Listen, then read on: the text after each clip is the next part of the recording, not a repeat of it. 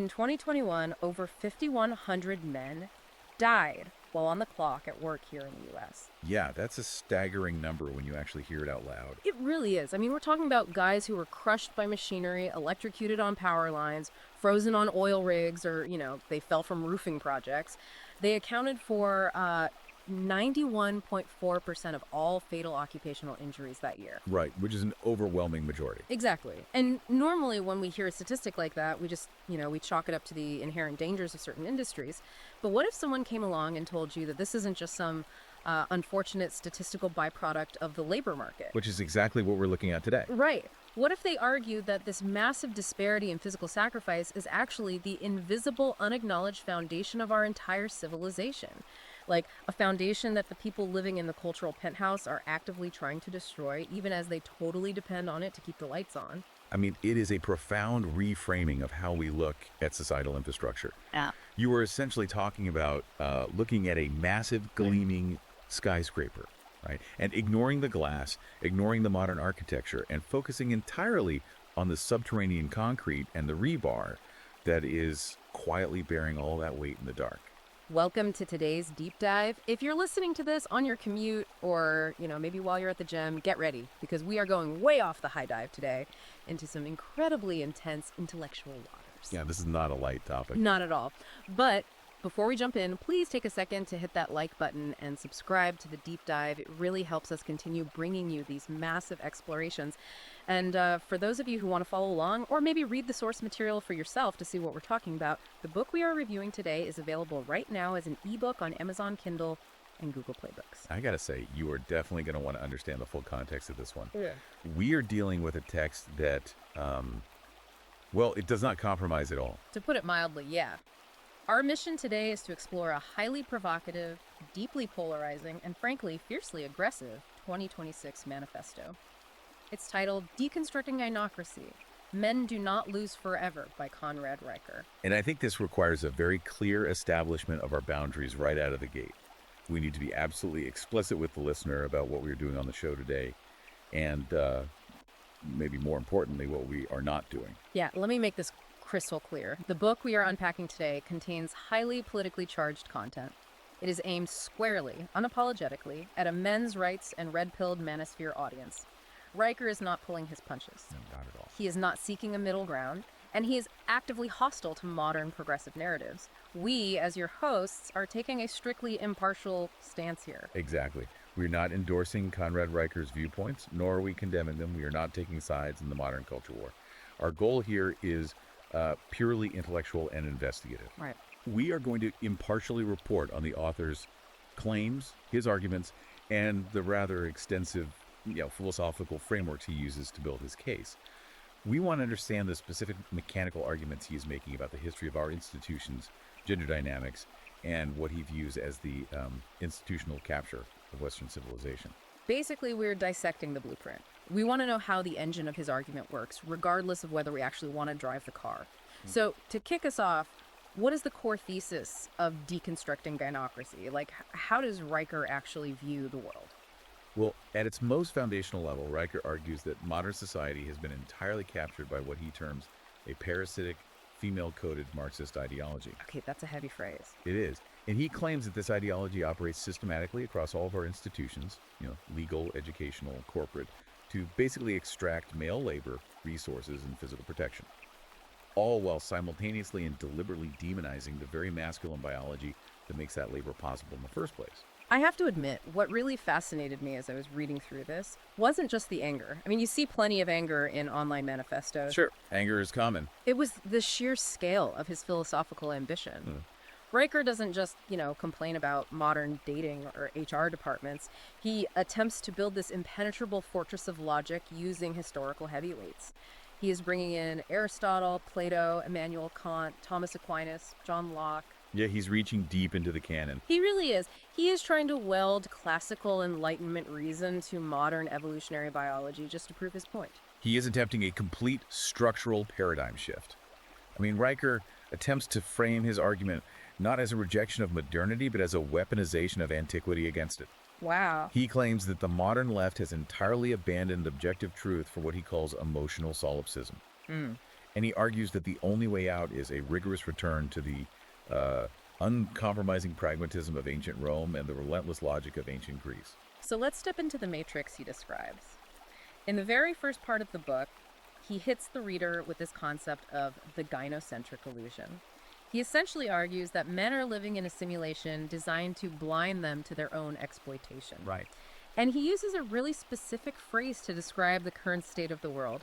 He calls it vampire castle architecture. I've literally never heard that before. What is he actually talking about in practice? So to understand vampire castle architecture, we have to look at Riker's view of the modern welfare state and how it intersects with family law. Okay. Riker argues that the state has systematically and intentionally replaced the traditional husband as the ultimate provider. If you think about the historical structure of the nuclear family across most of human history, the husband provides resources, physical protection, and stability. Right. That's the baseline. Yeah. And in exchange for bearing that ultimate responsibility, he holds a degree of authority within the family unit. It is a reciprocal contract. I see the jump he's making, but isn't the welfare state generally viewed by, most of society as a safety net? Like something to catch people when things go wrong, not a literal replacement for a father? That is the conventional view, yes. But Riker argues that it functions mechanically not as a net, but as an extraction machine. He claims the state came in and shattered that reciprocal contract. Oh, exactly. Well, through income taxation, the enforcement of alimony, and child support apparatuses, the state legally extracts the financial resources from productive men. It then funnels those massive pools of capital into a bloated bureaucratic industrial complex, which then redistributes it to fund single motherhood and female-led households. So in his view, the state basically becomes this omnipresent, omniscient provider. Exactly. The state becomes the provider, but the state produces absolutely zero wealth of its own. It doesn't build roads, it doesn't lay pipe, it doesn't generate capital. It just moves money around. Right. It operates, in Riker's metaphor, as a vampire. It feeds on the creative, physical, and economic energy of productive men to sustain the ideological apparatus of a female-coded system. Man. To really hammer this point home, he contrasts this modern setup with historical Roman law. He brings up a specific term, patria potestas. I'm guessing from the Latin that means something like paternal power. You are correct. Patria potestas translates directly to the power of the father. Okay. In ancient Rome, this was formally established in the 12 Tables around 450 BC. The paterfamilias, the male head of the household, held absolute economic, legal, and civic authority over his entire domain. His children, his property, his legacy. He was the immutable anchor of Roman civilization. He actually points out a historical fact I didn't know. The Roman state was legally subordinate to the family unit, not the other way around. Yeah, that's a crucial distinction. Right, like if someone insulted a Roman citizen's household or subverted the authority of the paterfamilias, it wasn't just a civil dispute. It was viewed almost as an act of treason against the republic itself. Yes, and this is where Riker leans heavily on philosophy. He argues that this Roman system wasn't tyranny or oppression, as, modern sociologists might frame it. He argues it was a pure manifestation of Aristotelian distributive justice. Okay, you just used the phrase Aristotelian distributive justice, and my brain just briefly short-circuited. Can we bring that down to earth for a second? What does that actually mean in the context of a family? Absolutely. In very simple terms, Aristotelian distributive justice means that goods, power, and authority should be distributed in a society based on merit and the burden of responsibility. Okay. So Riker's argument is that the Roman father bore the absolute, ultimate, crushing responsibility for the family's physical survival, their financial debts, their social honor, and their military defense. Therefore, nature and logic dictated that he must wield the corresponding authority to enforce order and ensure that survival. Because you cannot have absolute responsibility without absolute authority. So it's basically a ledger. If you hold all the risk, you must hold the power to manage that risk. Riker claims that modern courts systematically destroyed that ledger. I mean, he traces it back to Caroline Norton lobbying for child custody rights in the UK in 1839, and then the real acceleration with the introduction of no-fault divorce in California in 1969. His mechanical argument here is that the legal system deliberately severed authority from responsibility. The courts took the authority and the decision-making power away from the father, handed it to a faceless, state-run bureaucracy and the mother, but legally mandated that the man still retains all the financial responsibility. So he is left with the bill, but stripped of the executive power. Precisely. But Riker knows that to keep a massive system like this running, to keep men waking up at 5 a.m., plugging away at their desks, paying these taxes, and participating in a system he claims is totally rigged against them, there has to be an illusion. He calls it a cathedral of silence. Yes, that's his term for the narrative control. And this is where he uses a very specific, visceral example that caught me totally off guard. He brings up a true crime case, the 2014 Waukesha Slender Man stabbing. It is a very jarring pivot in the text, but he uses it for a very specific analytical purpose. Just to refresh anyone's memory who might have forgotten, this was the case where two 12-year-old girls in Wisconsin lured their friend into the woods and stabbed her 19 times. They claimed they did it to appease Slender Man, which is a fictional, creepy internet character. It was a massive, massive news story. But how on earth does Riker connect a localized, bizarre, true crime event to this massive, structural, gynocentric state? He uses the media coverage of the Waukesha stabbing as a masterclass example of what he calls narrative framing and the implementation of a cultural schema. I remember the coverage being everywhere, but how does he actually analyze it? Riker points out the almost universal media blackout regarding the concept of inherent malice when it came to these female perpetrators. If you look back at the articles, the documentaries, and the psychological evaluations presented to the public, the media universally framed these girls as troubled, misunderstood, vulnerable children who had basically fallen victim to a shared internet delusion. Right. The narrative was entirely focused on their need for psychological help and the dangers of unmonitored internet access. Exactly. And then he poses a hypothetical counterfactual to the reader. He asks, what if two 12-year-old boys had methodically planned a murder, lured a young girl into the woods, and stabbed her 19 times? Oh, wow. Yeah, I see where he's going with this. The narrative would have been completely inverted. Entirely. Riker argues that if the perpetrators had been male, the global media hysteria would have been deafening. There would have been no talk of shared delusions or the innocence of youth. The narrative would have immediately shifted to the inherent violence of boys. We would have seen endless think pieces in major publications about toxic masculinity, how boys are biologically primed for violence, and how we need to fundamentally re-socialize young men to purge this inherent evil. His mechanical argument here is that the media and the cultural establishment deliberately deploy this psychological schema to shield female violence and female malice from any systemic scrutiny. Because if the culture admits that women are equally capable of inherent malice, the entire victim-oppressor binary of modern feminism kind of collapses. That's his logic, yes. Yeah. By framing the Waukesha girls merely as victims of their own minds or external internet forces, the establishment maintains the illusion that malice, predation, and danger are exclusively male traits. Riker's essentially saying they need men to believe that men are the inherent monsters, so that men will willingly submit to ideological re-education and give up their authority out of guilt. That is the exact psychological mechanism he is describing. He calls it a strict conspiracy of silence regarding female narcissism and brutality. And that leads perfectly into his critique of institutional psychology. And he doesn't just blame the media, he points the finger directly at the medical establishment. Specifically, he targets the American Psychological Association and their 2019 guidelines for psychological practice with boys and men. This document is a cornerstone of Riker's argument regarding the institutional pathologizing of masculinity. In 2018 and officially published in 2019, the APA released these guidelines to direct therapists on how to specifically treat male patients. Right. And in these guidelines, the APA effectively marked traditional masculinity, which they defined using traits like stoicism, competitiveness, dominance, and the suppression of vulnerability as inherently harmful and psychologically damaging. I remember when that came out, a lot of people were totally confused because, stoicism has been viewed as a virtue for thousands of years. But Riker doesn't view this APA document as a scientific evolution, does he? He views it as a targeted political weapon. He argues it is Marxist subversion codified as modern medicine. Riker actually traces the intellectual lineage of this document directly back to the 1930s and the Frankfurt School. Okay, let's dig into that. He specifically points to Wilhelm Reich, who was a Marxist psychoanalyst. Reich attempted to synthesize Karl Marx and Sigmund Freud.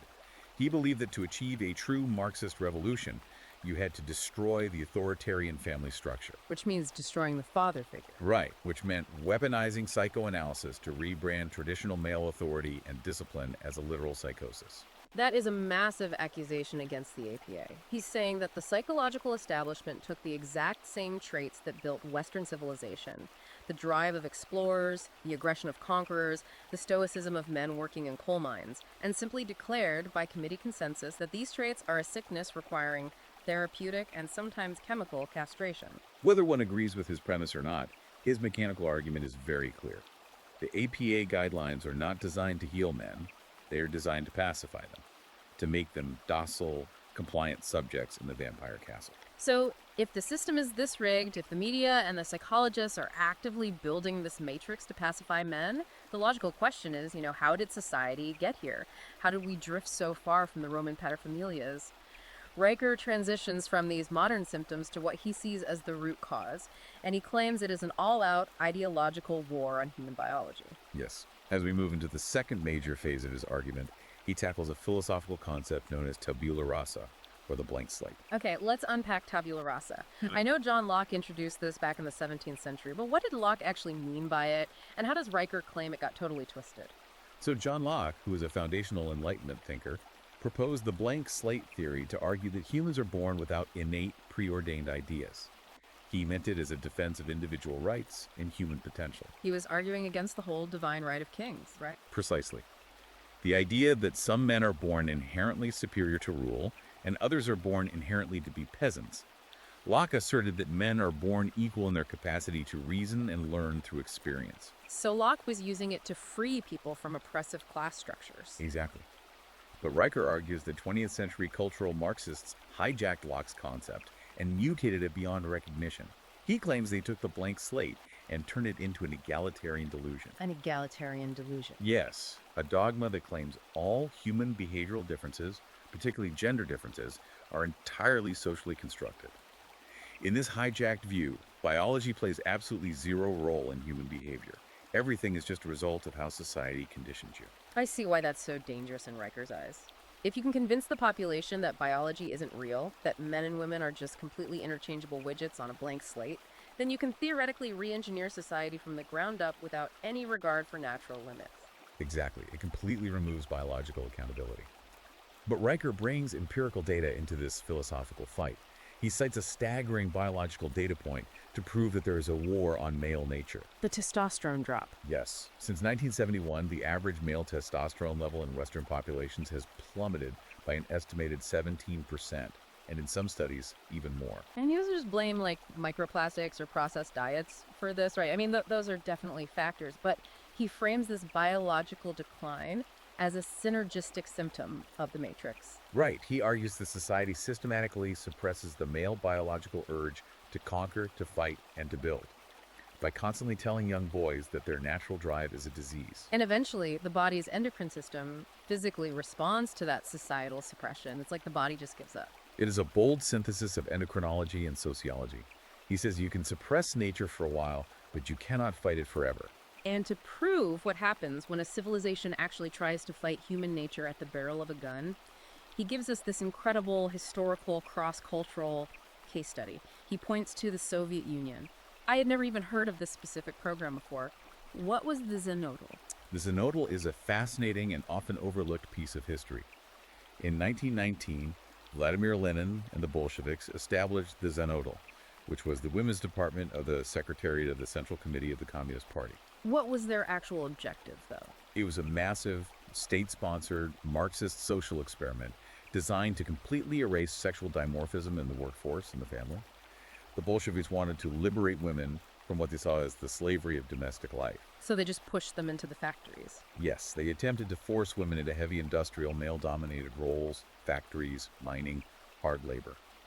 Concurrently, they attempted to replace the traditional father and husband with an omnipresent state apparatus that would handle childcare, communal dining, and resource distribution. They literally wanted to prove the blank slate theory in real time. That was the goal. So if I'm tracking Riker's logic here, he is essentially arguing that treating human biology like a blank slate is kind of like trying to install Mac software on a Windows PC. Like, you can force the code in, you can hit run, but eventually the hardware just rejects it because it wasn't built for it, and the whole operating system crashes. That is a highly accurate analogy for Riker's position. He would argue that the hardware millions of years of evolutionary biology cannot run the software of Marxist egalitarianism. And the Soviet experiment, he points out, was catastrophic. How did it fail? Like, what were the actual results? Well, it didn't manifest the feminist egalitarian utopia Lenin promised. Instead, Riker argues, it strip-mined the biological imperative of the male provider. By telling the Russian man that the state would provide for his family and that his physical labor was indistinguishable from a woman's, they annihilated his psychological drive. Wow. They destroyed what Aristotle called the telos of the man. Let's pause on that word, telos. That means ultimate purpose or inherent aim, right? Like the telos of an acorn is to become an oak tree.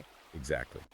Riker believes the telos of the human male is to build, to defend, to protect, and to impose order on chaos. So what happened when they took that away? When the Soviet state stripped the Russian man of his telos, he simply stopped building. The family unit fractured, birth rates plummeted, alcoholism skyrocketed, and the society began to implode from within. It's crazy that you don't hear about this. Yeah, Joseph Stalin actually had to abolish the Zanadel in 1930 and rapidly reinstitute pro-family, pro-motherhood policies because the demographic and social collapse was literally threatening the survival of the state. Wow. So Riker uses this to declare that the biological imperative of the male is hardwired into our neurology. It cannot be permanently extinguished by a woke corporate seminar, a sociology degree, or even a communist firing squad. He says when the hammer of egalitarianism strikes the anvil of human nature, it is always the society that shatters. That is the crux of his biological argument right there. Okay, here is where it gets really granular. Having established these strict biological differences that men are hardwired differently than women, Riker pivots to show how this biology plays out in the real-world economy. Right, he moves from the theory to the practice. Exactly. He transitions into a section he calls Feminism's War on Male Labor. And this takes us back to that jarring statistic I mentioned at the very beginning of the show. He talks about the blood tax. Riker uses the concept of the blood tax to ruthlessly deconstruct one of the most prominent narratives in modern progressive politics, which is the gender wage gap. Right. I mean, we hear about the wage gap constantly, the idea that women make 82 cents for every dollar a man makes, and that this is undeniable proof of systemic patriarchal oppression. How does Riker flip this script? He flips it by introducing the fatality gap. As you noted, using 2021 data from the Bureau of Labor Statistics census of fatal occupational injuries, men accounted for 91.4% of all workplace fatalities. Which is just a massive difference. It is, and Riker argues that the political left screams about the wage gap, but they deliberately and maliciously ignore the variables that actually explain it. Variables like hours worked, occupational selection, and most importantly, hazard pay. He formulates this into a strict logical syllogism, doesn't he? Yes, he does. His syllogism is essentially this. Premise A, men overwhelmingly select jobs with high physical hazard, such as logging, roofing, and commercial fishing. These jobs have a 91% mortality rate compared to female-dominated jobs. Okay. Premise B, high-hazard jobs and jobs requiring extreme overtime logically demand higher financial compensation. Conclusion. A wage gap is not a metric of systemic discrimination against women. It is a direct financial reflection of male physical sacrifice and higher risk tolerance. He basically dares the HR departments of the Fortune 500 to look at the bottom 10% of men. I mean, the media always compares female CEOs to male CEOs, but Riker says, look at the guys scraping barnacles off freezing ships, the men breathing coal dust, the guys dying on scaffolding. And to ground this in a modern reality, he brings up a very visceral event. The 2021 Texas winter storm Uri. Oh, this was a brilliant illustration on his part. I remember that storm clearly. The Texas power grid completely collapsed. Yeah. Millions of people were plunged into freezing darkness. People were literally freezing to death in their own living rooms. Riker paints a very stark picture of that event. When the grid failed and civilization was pushed to the absolute brink, he points out that it wasn't the corporate diversity consultants, the human resources administrators, or the gender studies professors crawling out onto the ice to save the state. Right. It was linemen. It was electrical engineers. It was blue-collar men working 36-hour shifts in lethal, freezing, perilous conditions to restore the physical infrastructure of society. His overarching point here is that the gynocentric system actively mocks physical labor. It pushes blue-collar work to the bottom of the social hierarchy, labeling it as uneducated or framing traditional male spaces as toxic. Yet the entire structure of modern comfort depends on it. Exactly. The fact that the internet runs, the fact that the heat turns on, the fact that the plumbing flushes it, all rests exclusively upon male physical vigor and male sacrifice. It's a total paradox. Feminism wages a rhetorical war on male labor, while simultaneously depending on that exact labor to survive. Riker basically calls it a parasite eating the host. And where he sees this parasitic dynamic most clearly manifested is in the corporate takeover by human resources departments. Yes. To explain how HR gains so much power, Riker relies on the analysis of Benjamin Ginsberg, specifically his 2011 book, The Fall of the Faculty. I'm vaguely familiar with that book. It's about universities, right? Yes.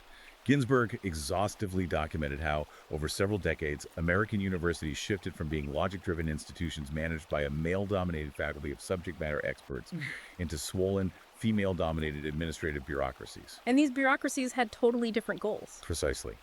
These administrations became obsessed with ideological compliance, speech codes, and student comfort, rather than rigorous academic debate. And Riker's argument is that this administrative virus didn't just stay contained in academia. It jumped the wall and infected corporate America. He literally refers to HR as the secular enforcement arm of the gynocracy. He uses moral psychology to explain how this enforcement actually works. Riker applies Jonathan Haidt's moral foundations theory. Haidt argues that human morality rests on several foundations, including harm care, fairness proportionality, and liberty oppression. Okay, so how does that apply to HR? Riker argues that the modern HR-dominated workplace has been entirely hijacked by the Harm Care Foundation, which is highly female-coded in its evolutionary origin of protecting infants. Wait, so because HR is optimizing entirely for care and preventing emotional harm, they completely discard classical male-coded foundations like objective fairness and free speech liberty. Exactly. The result is that corporations become terrorized by the fear of offending a fragile, intersectional consensus. They substitute classical, merit-based pragmatism with a therapeutic daycare model where emotional safety is valued way above objective truth or efficiency. To illustrate this clash between objective truth and HR's therapeutic model, Riker brings up a massive news story from 2017, the James Damore Google memo. How exactly does Damore fit into Riker's critique of the corporate world? Well, for Riker, James Damore is essentially a modern-day Galileo being burned at the stake by a new secular church. Damore was a software engineer at Google who wrote an internal memo attempting to use pure scientific reason, biology, and peer-reviewed psychological data to explain why there were disparities in tech roles between men and women. I remember the fallout being insane, but what data did Damore actually cite? He wasn't just, ranting, was he? No, Damore cited widely accepted psychological frameworks, specifically the Big Five personality traits. Yeah. He pointed to cross-cultural data showing that women, on average, score higher in trait neuroticism, which involves sensitivity to negative emotion, and that men, on average, show a higher standard deviation in IQ and a stronger innate interest in things and systems, whereas women show a higher interest in people. So Damore was basically using John Locke's humanism and Francis Bacon's scientific method. He brought empirical data into the temple of modern corporate wokeism to basically say, hey, maybe it's not systemic sexism, maybe it's just aggregate differences in biological preference. And Riker's crucial observation here is that the gynocentric inquisition at Google, meaning the HR department and the media, couldn't actually defeat Damore's logic. Right, because it was just standard science. Exactly. They couldn't debunk his data because it was based on standard psychological literature. So what did they do? They just excommunicated him. Precisely. Google fired him, claiming he violated their code of conduct and their diversity and inclusion policies. Riker uses the Damore firing to prove unequivocally that the current corporate system values ideological and emotional compliance over empirical truth. If reality hurts the feelings of the collective, well, reality must be fired. Okay, so the physical workplace has been captured by HR, and the physical infrastructure relies on men risking their lives while being mocked by the culture. That's bleak. But what about the digital landscape? In Chapter 8, which he bluntly titles The Simp Economy, Riker goes aggressively after the modern digital economy and the state of romantic relationships. This section is a blistering attack on the unchecked hypergamy of the digital age. Let's define hypergamy for a second, just so everyone is on the same page. That's the sociological term for the tendency of women to seek a mate of equal or higher socioeconomic status, right? Like marrying up. Yes, exactly. And Riker argues that digital platforms have taken this natural biological instinct and weaponized it to an apocalyptic degree. He targets platforms like OnlyFans, citing its staggering $4.8 billion revenue in 2021, as well as mainstream dating apps like Tinder. He calls OnlyFans an irrational breach of natural law, which is honestly quite a lofty philosophical way to describe internet pornography. It sounds lofty, sure, but he grounds it in classical philosophy. He points back to the Roman law of reciprocity, the idea that a stable society is built on equitable exchanges of value. A man provides protection, a woman provides loyalty and family. That exchange built empires. And he argues OnlyFans completely destroys that equation. Yes, he views it as an exchange of tangible, hard-earned male labor money earned through actual physical or intellectual work for absolutely nothing of physical or societal substance. Right. He argues that millions of digitally castrated men are literally subsidizing the irresponsible narcissism of women. These men are paying exorbitant sums for the mere illusion of intimacy, while receiving absolutely zero reciprocal loyalty, physical touch, or reproductive access. It's an extortion racket in his eyes, a one-way transfer of wealth that drains men of their resources and their drive, and then he turns his sights on dating apps like Tinder. This is where he brings in the philosopher Immanuel Kant. Now, I gotta say, seeing Kant's categorical imperative applied to swiping right on Tinder was a wild intellectual ride. How does that actually work? It is a brilliant, albeit unorthodox, rhetorical move. Kant's categorical imperative is a foundational concept in moral philosophy. It states that you should only act according to a maxim or a rule that you would simultaneously will to become a universal law of nature. Essentially, if everyone did this, would the world still function? Exactly. So Riker says, apply Kant's test to the mechanics of a dating app. The algorithm encourages hypergamous, superficial, disposable, endless optimization. Right, there's always someone better, just one swipe away. Right. And if every single human being operated solely on the logic of a dating app, always looking for a slightly better profile, treating humans as disposable commodities, refusing to settle or compromise human civilization would mathematically collapse within a single generation. Because there would be a total catastrophic failure of pair bonding. Nobody would commit, the nuclear family unit would evaporate, birth rates would hit absolute zero, and society would just dissolve into isolated individuals staring at screens. Exactly. So by Kantian standards, Riker argues the app economy isn't just an annoying aspect of modern dating, it is fundamentally irrational and profoundly immoral because it violates the universal laws of human continuity. To drive this home, Riker contrasts this digital, heavily filtered simulation with the 19th century American frontier. Let me see if I have his analogy right. He's basically saying that historically, true masculinity was proven by your friction with the real world. Chopping wood, fighting the elements, surviving the winter, building a cabin, it was an objective metric. Yes, very objective. But today, masculinity is judged by whether you can swipe right on a heavily filtered photo of someone holding a pumpkin spice latte, or whether you have the right clever bio. That is precisely his point. On the frontier, a woman looked for a man who possessed actual physical competence. Could he survive? Could he protect her? Could he provide food? The harsh reality of nature demanded an objective standard of male excellence. And today? Today, Riker argues that objective standard has been entirely replaced by arbitrary digital algorithms designed by tech companies to extract your attention and keep you addicted. And this leads to his theory of gynocentric vampirism regarding emotional vulnerability. He points out a massive contradiction in modern culture. Society is constantly demanding that men open up, be emotionally vulnerable, cry more, go to therapy. But he argues this is a total trap. He calls it a massive psychological double bind.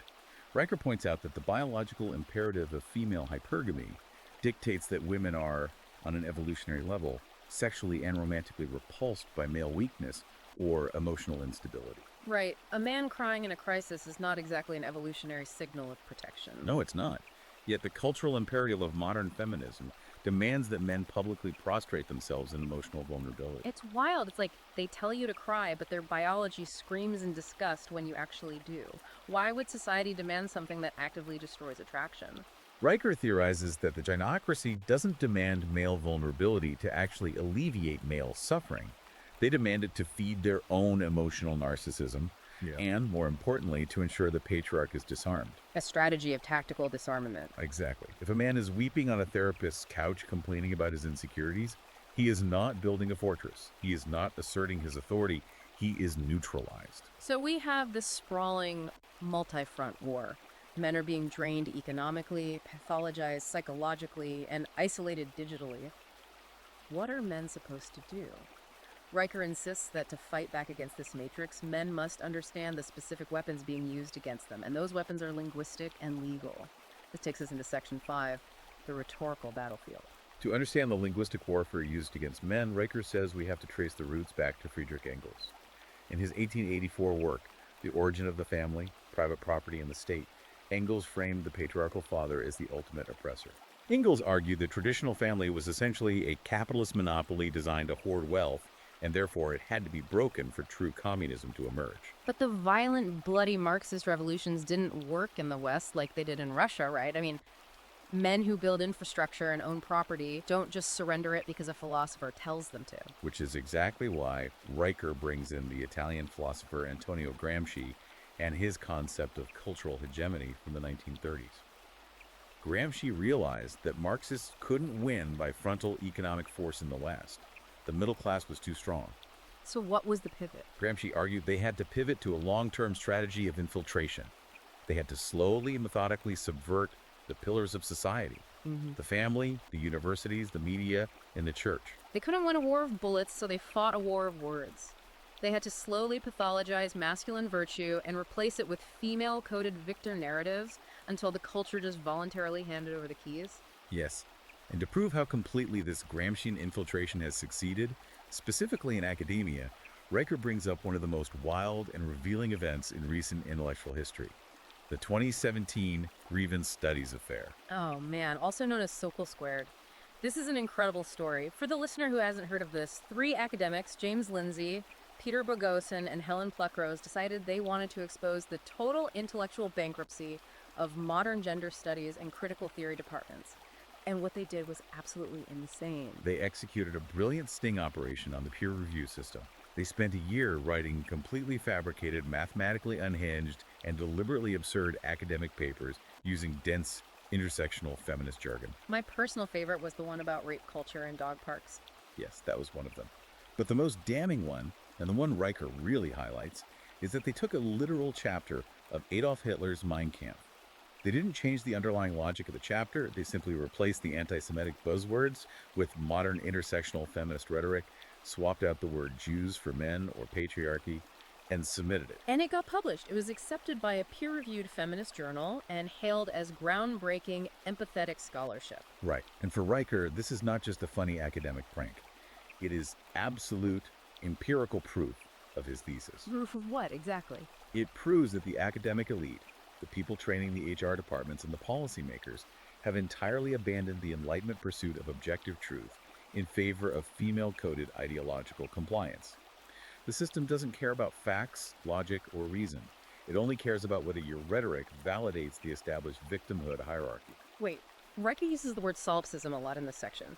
Emotional solipsism. What exactly does that mean in this specific context? Well, solipsism is the philosophical idea that only one's own mind is sure to exist, and that external reality is secondary to internal feeling. Riker uses it to describe a worldview where subjective emotion is treated as the highest form of truth, completely overriding empirical data or logical consistency. So, they weaponize language in academia, but they also weaponize the law. Riker points to a specific federal action, the 2011 Department of Education Dear Colleague letter. How does he argue this destroyed due process? Let's walk through the mechanics of this. Okay, so due process is the absolute bedrock of Western jurisprudence. It is the presumption of innocence inherited directly from Roman law and codified in the Enlightenment. It ensures that the state cannot destroy a citizen without overwhelming proof. Right, like beyond a reasonable doubt. Exactly. In criminal law, the standard is beyond a reasonable doubt, which is roughly 99% certainty. In civil law, it's often clear and convincing evidence, so maybe 75% certainty. But the Dear Colleague letter changed the math for college campuses, didn't it? Drastically. Issued under the Obama administration, this mandate forced universities receiving federal funding to lower the burden of proof in campus sexual assault tribunals to a preponderance of evidence. Which mathematically means what? Just 50.01% certainty? Exactly. It means more likely than not. If a campus tribunal thinks it is 50.1% likely that an assault occurred, they must find the accused guilty. Riker argues this mandate basically created modern star chambers. Literal kangaroo courts. Yes. A system where a young man's academic life, his reputation, and his future earning potential could be entirely annihilated based merely on the emotional, often uncorroborated accusations of a woman, with almost no requirement for hard empirical proof and no right to cross-examine the accuser. And Riker frames this as the state deliberately throwing out 1,000 years of legal precedent just to prioritize female feelings and female safety over fundamental male civil rights. That is exactly his argument. Riker doesn't just want the reader to be angry about these linguistic and legal traps, though. He wants men to be dangerous in a debate. He outlines highly specific tactical rhetorical strategies for the listener to actually use. One of them he calls the Socratic trap. How exactly does he instruct a man to use this in, say, a hostile HR meeting where he's being targeted? Let's game this out. He paints a very realistic corporate scenario. You are cornered by a diversity officer or an HR representative who is demanding that you acknowledge your male privilege or apologize for some perceived microaggression.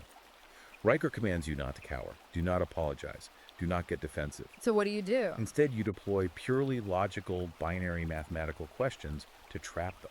Almost like a lawyer conducting a cross-examination. You don't make statements, you only ask questions you already know the answer to. Exactly. You guide the trap. You ask the HR officer, can we agree on the statistical fact that men work significantly more overtime hours than women? The officer, bound by corporate data, must answer yes. You follow up. Do you acknowledge the Bureau of Labor Statistics data, showing men account for over 90% of workplace fatalities? They must answer yes. Do you agree that workplace fatalities are directly correlated with jobs that offer higher hazard pay? Yes. And then you drop the hammer? Then, based on the premises we just agreed upon, is it not mathematically and logically true that men earn more because they take on more risk and die more? Boom. You snap the trap shut. You force the accuser into a brutal intellectual corner. They now face two impossible choices. They must either admit that their Marxist dogma regarding the systemic wage gap is mathematically flawed and completely ignorant of risk, or they have to state on the record that basic mathematics, statistics, and logical syllogisms are inherently sexist. You essentially force a software glitch in their programming. You expose the raw, irrational emotion beneath their supposed social justice framework. You force them to reveal the solipsism? Okay, this brings us to the final and perhaps most crucial part of our deep dive. Riker has diagnosed the problem, tracked the historical roots, and exposed the legal tactics. Now we move into his solutions. This is the sovereign man's blueprint. We move from the theory to highly specific, actionable directives for the listener to reclaim their autonomy. And he begins this final phase by issuing a dire warning to men about what happens to spaces that try to compromise with the gynocracy. He analyzes the fall of male spaces through a concept he coins the syllogism of envy. And he uses the Boy Scouts of America as his ultimate cautionary tale here. Yes. In 2017, the Boy Scouts organization made the historic decision to admit girls into its core programs. Now, the mainstream media and the cultural establishment universally praise this as progressive evolution, a triumph of equality. But Riker doesn't see it that way. Not at all. Riker frames it as a calculated, malicious, gynocentric maneuver designed to systematically dismantle one of the last remaining avenues for rigorous male mentorship. What is his mechanical argument for why girls ruin a Boy Scout troop? I mean, it's not just, girls have cooties, right? He has an actual biological rationale. He relies on endocrinology again. Riker argues that when a biological female enters a previously male-only space, the biological reality of the men fundamentally alters. Their endocrine systems override their logic. Testosterone spikes. So the whole dynamic shifts. Yes. The men and boys immediately stop competing with each other to build objective competence, who can tie the best knot, who can survive the longest hike, and they unconsciously start competing for female validation and attention. The rigorous standard of this space is ruined by the introduction of the mating instinct. The formal logic he uses to describe the institutional decay is pretty devastating, actually. It is a tight syllogism. Premise A.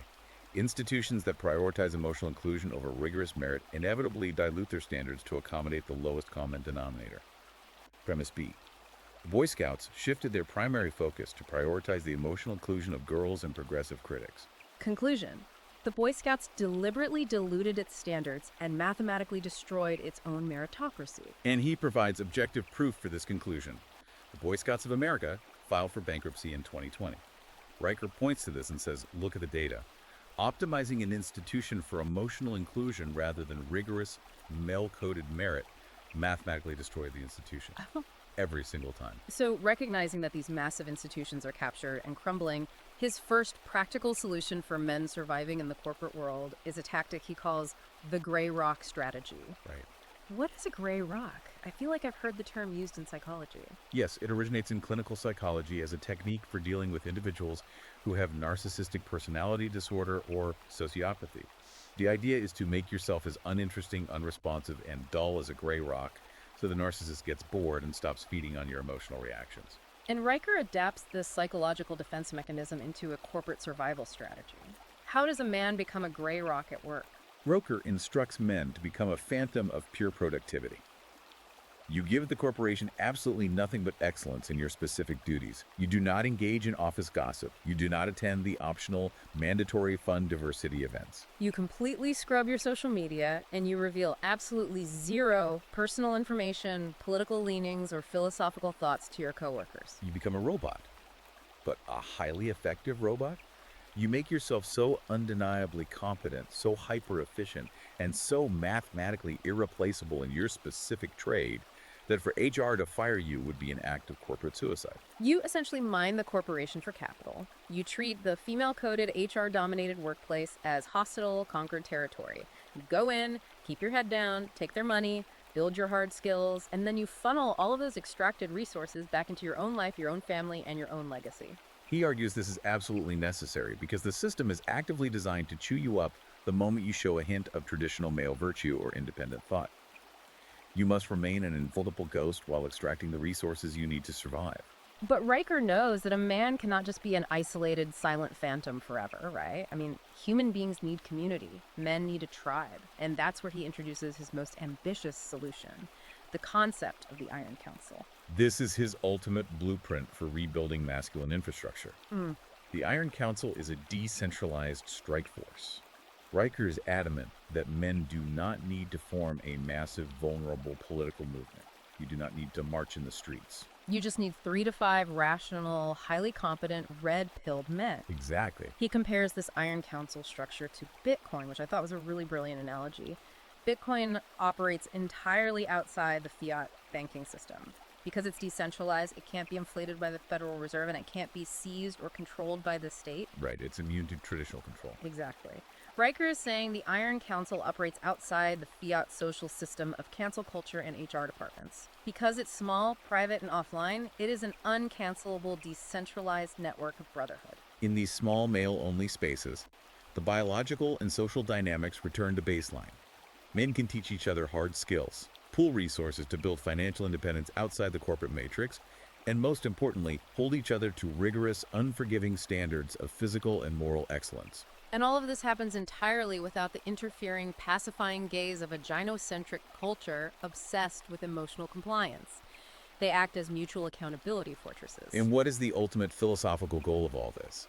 If men become gray rocks at work and form these iron councils in private, what is the endgame Riker is driving toward? Reclaiming the agora. The ancient Greek public square. Yes. The agora in Athens, much like the Roman Forum, was fundamentally designed as a patriarchal arena.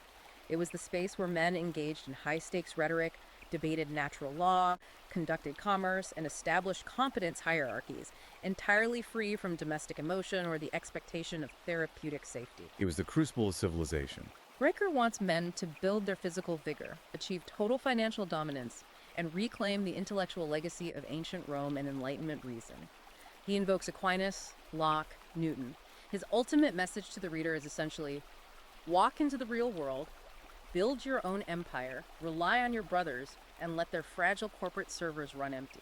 It is a profound, uncompromising call to action. He is asking men to become the sovereign anvil upon which the fragile hammer of modernity breaks itself. The sovereign anvil, that's quite a phrase. It summarizes his entire point. He demands that men stop apologizing for biological truth, categorically reject the leftist lexicon of privilege and fragility, and operate once again as dominant, unashamed patriarchs. Let me take a breath. We have just navigated an incredibly intense, dense journey through Conrad Riker's worldview.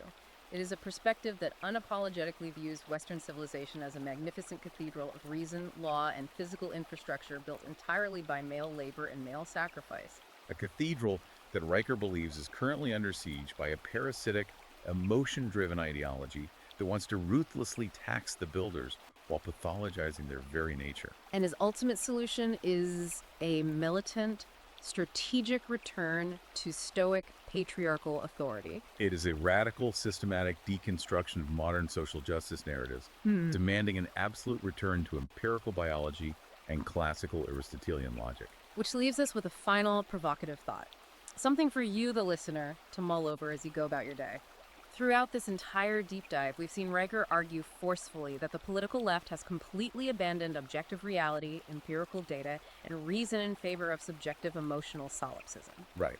But if you turn on any mainstream news channel, the modern left argues the exact same thing about the right. That the right has abandoned scientific consensus, empathy, and reality for archaic ideological dogma. It is a total epistemological stalemate. Yeah. I mean, they no longer even agree on how to determine what a fact actually is. Exactly. So here is the question you have to ask yourself. If both sides of the modern cultural divide are fiercely claiming that the other side has completely abandoned objective reality and reason, how does a society actually determine what is true? Are we destined to just retreat into our separate, decentralized iron councils and digital echo chambers, viewing each other as mortal enemies? Or is there a way, however difficult, to ever rebuild a shared, objective agora where truth can be debated rather than dictated? That really is the defining question of our era. The survival of our civic infrastructure may very well depend on whether we can actually find an answer. Thank you so much for joining us on this intense intellectual journey today. Before you go, please remember to hit that like button and subscribe to the deep dive so you never miss a breakdown like this. We really rely on you to keep this show going. If you want to read the source material, examine these syllogisms for yourself and see exactly how Riker constructs his arguments. Deconstructing Gynocracy. Men Do Not Lose Forever by Conrad Riker is available right now as an ebook on Amazon Kindle and Google Play Books. You can also follow the author, Conrad Riker, directly to see his ongoing work. He is highly active on his Substack at Conrad Riker, as well as on Twitter and YouTube. Let us know what you think about the concept of the Iron Council or the Vampire Castle theory down in the comments. We read all of them. Until next time, keep questioning the foundation and keep digging deeper.